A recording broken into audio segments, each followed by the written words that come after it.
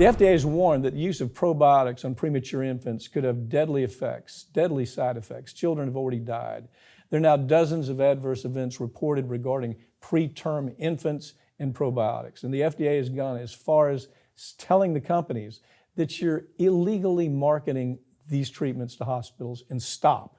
Hasn't stopped them, has it? No, the FDA hadn't done anything either other than that. No, they've sent out warning letters, Right. and then just like the FDA does, they did nothing after that, Yeah, right? they send out the letter, they say, okay, there we did it, guys. Everybody go home happy. But no, infants, premature infants are dying, and they're dying a horrific death.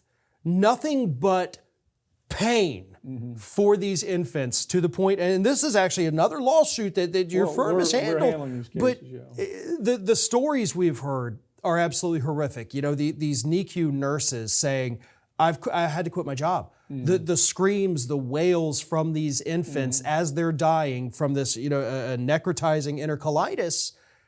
It's one of the worst things they've ever seen in their lives. They're haunted by the screams that they heard from these dying babies. As you know, what it does is it dries up the bowels of the child.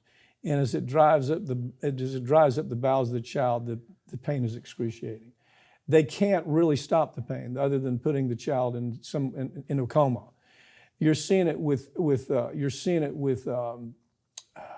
their milk, so-called formula milk that is supposed to be so safe, and it's going to make your child so healthy. And once they get them hooked on that, that's good for the company.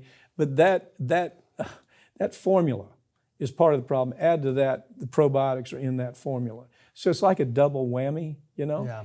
And they've known for ages that you can't give cow milk to preemies. You just can't do it. There's tons of literature that says it. And you have the big companies like Abbott that have known it. Their own scientists at one point told them, don't do this. And the only reason they don't make a choice to change anything is because of brand loyalty. They're afraid if they make a change, that'll interrupt brand loyalty.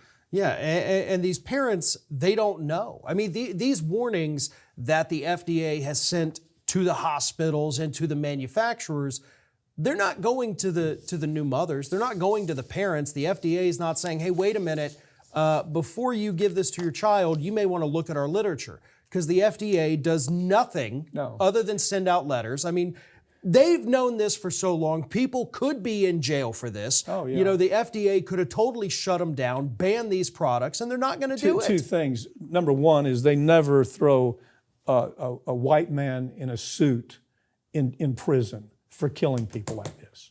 Okay, they don't get it. It could be the worst kind of manslaughter, just like opioids. Killed 150 people a day. Not one of the white guys in Armani suits went to prison. It was manslaughter. It was the equivalent of drinking an entire fifth of Jack Daniels and driving 200 miles through a school zone. But nevertheless, they're MBAs, they're from Harvard, they're from Yale.